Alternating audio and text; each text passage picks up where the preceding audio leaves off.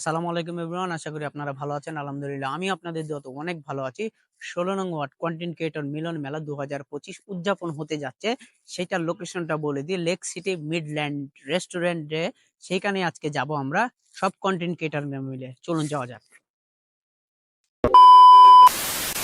এটাই হচ্ছে Midland restaurant, যেটা লেক সিটিতে অবস্থিত। তারপরে আমি সুন্দরভাবে অ্যাটিটিউড নিয়ে একবারে হাঁটা ধরছিলাম, আর অ্যাটিটিউডটা কেমন হচ্ছিল আপনারা একটু কমেন্টে জানাবেন। আর চারু সাইডে লাইটিং ছিল, আর একা একা যাচ্ছিলাম কেননা আমি লেট হয়ে গেছিলাম। তারপরে আমি জোরে জোরে হাঁটছিলাম কেননা আরো গেস্ট ছিল, এবং তারপরে আমি সুন্দরভাবে হেঁটে একবারে ঢুকে গেলাম, এবং ভিতরে ঢুকেই দেখছি অনেক সুন্দর ডেকোরেশনটা দেখে তো আমার মাথা নষ্ট হয়ে গেছে। তারপরে আমি আস্তে আস্তে হাঁটতে থাকি, আর ভিতরে মিডল্যান্ড দেখা রেস্টুরেন্টটা দেখে অনুভূতিটা মাথা নষ্ট। আর এই দিকে তো দেখছি কাঠের সুন্দর একটা সিঁড়ি, সেখানে যেয়ে পোজ দিয়ে দিলাম এবং পোজ দিয়ে নেমে গেলাম, কেননা ভিতরে যেয়ে দেখছি আমি অনুষ্ঠান শুরু হয়ে গেছে। তারপরে দেখছি সজল ভাই অ্যানাউন্স করছে আমার নাম। চলুন শোনা যাক। আমি এই প্রোগ্রামের পরিচালনা করার জন্য আমি শাকিরকে দায়িত্ব দিচ্ছি। আমি আমার পরিচয়টা অনেকেই জানেন, আমার নাম হচ্ছে মোহাম্মদ সদর আলী। তো আমি প্রোগ্রাম পরিচালনার জন্য আমি শাকিরকে দায়িত্ব দিচ্ছি। ধন্যবাদ সজল ভাইয়াকে আমাকে প্রোগ্রামটা উপস্থাপনা করার জন্য। আপনাদেরকে অসংখ্যভাবে ধন্যবাদ।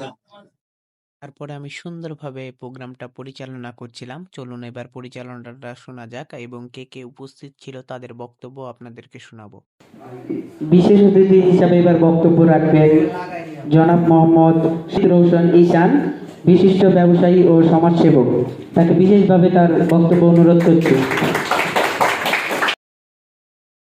এইবার দেখছি রনি ভাই বক্তব্য দিচ্ছে। চলুন ধন্য মনে করতে চাই। পাশাপাশি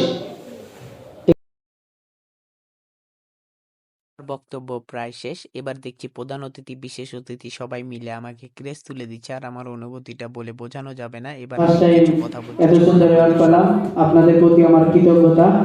আমার জন্য দোয়া করবেন, আমি যেন আপনাদেরকে ভালো ভালো ভিডিও উপহার দিতে পারি এবং সামনে আরো ভালো বানাতে পারি এবং আপনাদেরকে দেখাতে পারি।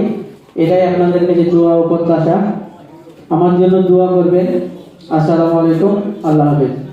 অসংখ্য ধন্যবাদ সাকিবকে তার বক্তব্য দেওয়ার জন্য।